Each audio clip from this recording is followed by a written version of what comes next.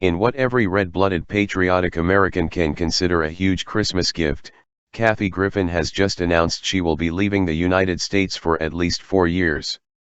And the reason is that, of course, she hates President Donald Trump. After Griffin participated in a gruesome photo shoot which featured the so-called comedian holding a bloody, decapitated fake head resembling President Donald Trump, not unlike her ISIS counterparts. Celebrities and prominent media figures expressed a range of responses on social media, with many criticizing the image as being in bad taste. Although Kathy Griffin has apologized for the gory image she created with photographer Tyler Shields, it seems both sides of the political aisle weren't impressed by it and she has managed to bring her career to an abrupt end. Obviously, she has wasted no time in playing the victim card and declared that at age 57 she doesn't have a lot of time to be patient. Griffin begged people not to be too hard on her after claiming to be in the middle of a Hollywood blacklist and added that when she gets back home she doesn't have one single day of paid work in front of her. Aw. Poor little liberal. She pulls an awful stunt like she did and she is the poor victim. Maybe in her book, but not in the book of Americans, both on the left and right sides of the aisle. The Huffington Post reports. Kathy Griffin referred to Anderson Cooper as a spineless heiress. The comedian made the comment to the Daily Beast during an interview about Lisa Bloom. Kathy Griffin isn't pulling any punches. On Sunday, the Daily Beast published an article in which the comedian referred to Anderson Cooper as the spineless heiress.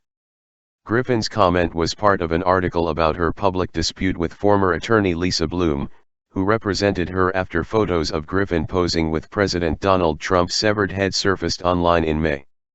The controversial pictures not only cost Griffin her CNN New Year's Eve hosting gig, but also spurred Cooper, who was Griffin's co-host and longtime friend, to condemn them on Twitter. Cooper didn't reach out to give Griffin a heads up about his tweet before he posted it and didn't initially check in on Griffin after she received backlash for the photos, which hurt her feelings, New York Magazine reported.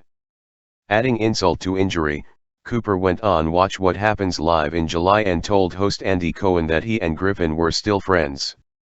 When Cooper finally reached out to Griffin in a series of texts in August, she ended their friendship. Cooper is the son of clothing designer Gloria Vanderbilt, who is a descendant of shipping and railroad tycoon Cornelius Vanderbilt. He told People in 2016 that he will not inherit any of the Vanderbilt fortune, and acknowledged that he was very lucky to grow up with great privilege. During Griffin's interview with the Daily Beast, she expressed her disappointment with Bloom. Griffin estimated that she paid the celebrity attorney $40,000 for 2 days of legal representation, and said that Bloom tried to pressure her into a press tour. Griffin added that a press conference she did with Bloom in June was a mess. The comedian also tweeted at Bloom on Sunday, telling her, "Stop calling me. If you'd like to refund me the tens of thousands of dollars I wasted on your services, maybe I'll talk to you." Bloom, who also represented Harvey Weinstein before cutting ties with him earlier this month, told the Daily Beast that the press conference was a disaster because Griffin spoke off the cuff and did not use notes the two had worked on together. She also said she had only texted Griffin once in the past 3 months.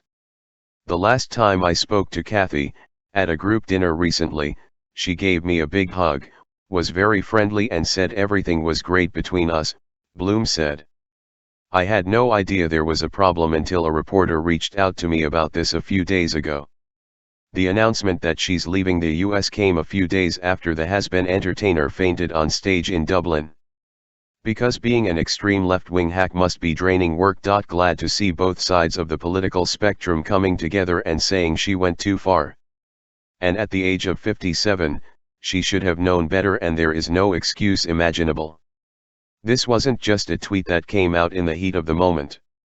This was planned out and she had weeks, if not months, to think about what repercussions she would face for putting this picture out there.